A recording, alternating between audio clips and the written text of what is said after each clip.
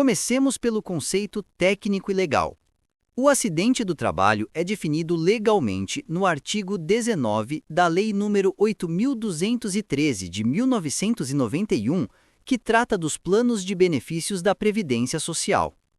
De acordo com essa lei, considera-se acidente do trabalho aquele que ocorre pelo exercício do trabalho a serviço da empresa ou pelo exercício do trabalho dos segurados especiais, provocando lesão corporal ou perturbação funcional que cause morte ou perda ou redução, permanente ou temporária, da capacidade para o trabalho.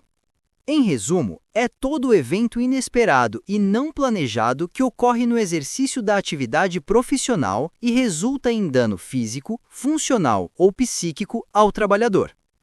Tecnicamente, o acidente é caracterizado como um evento súbito, involuntário e indesejado, que interrompe o processo normal de trabalho e tem potencial para causar lesões às pessoas, danos ao patrimônio ou impactos ao meio ambiente. Já o acidente típico é aquele que ocorre de forma direta no ambiente de trabalho ou durante a execução das tarefas normais da função. Por exemplo, um operador de máquina que sofre uma amputação ao manusear o equipamento sem proteção adequada. Agora, sobre as causas dos acidentes. Os acidentes do trabalho geralmente resultam de uma combinação de atos inseguros e condições inseguras. Os atos inseguros são comportamentos inadequados ou imprudentes do trabalhador que violam as normas de segurança, como retirar um dispositivo de proteção, improvisar ferramentas ou ignorar o uso do EPI. Já as condições inseguras são falhas no ambiente, nas máquinas ou nos processos, como iluminação deficiente, máquinas sem proteção, piso escorregadio, ruído excessivo ou falta de manutenção.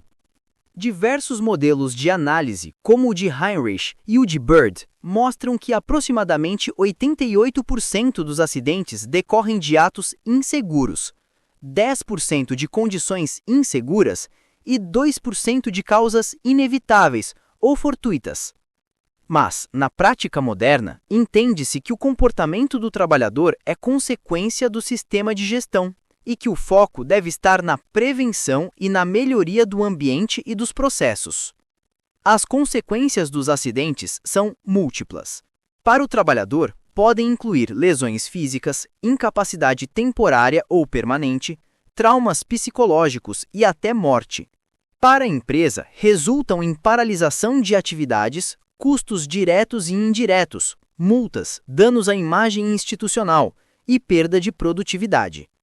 E para a sociedade, geram custos previdenciários, perda de mão de obra qualificada e impacto social sobre as famílias. A lei também prevê as chamadas equiparações de acidente do trabalho, descritas nos artigos 20 e 21 da Lei nº 8.213 de 1991.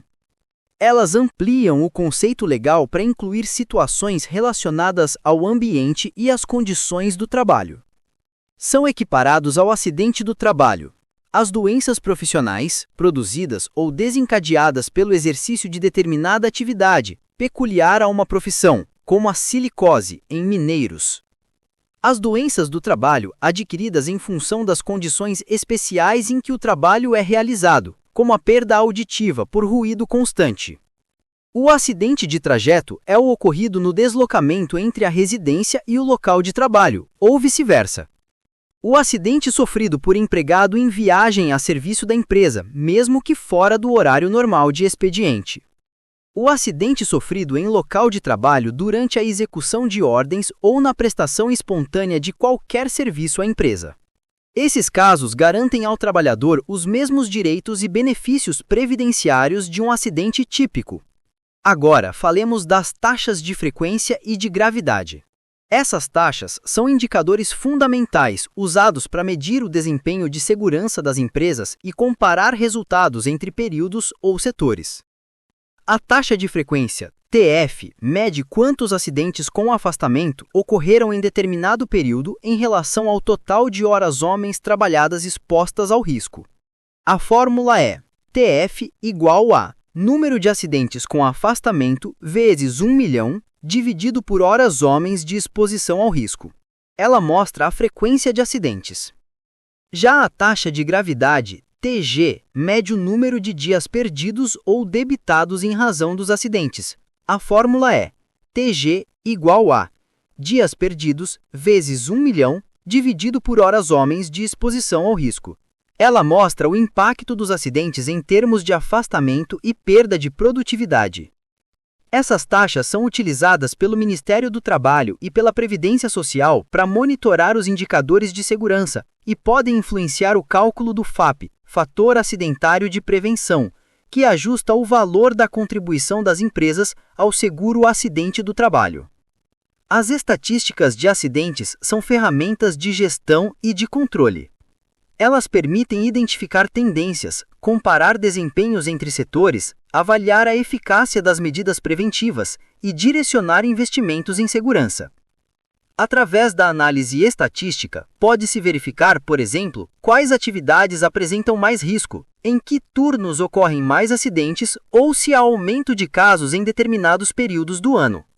Esses dados ajudam o SESMIT e a CIPA a propor ações corretivas e preventivas mais eficazes. Os custos dos acidentes são divididos em diretos e indiretos.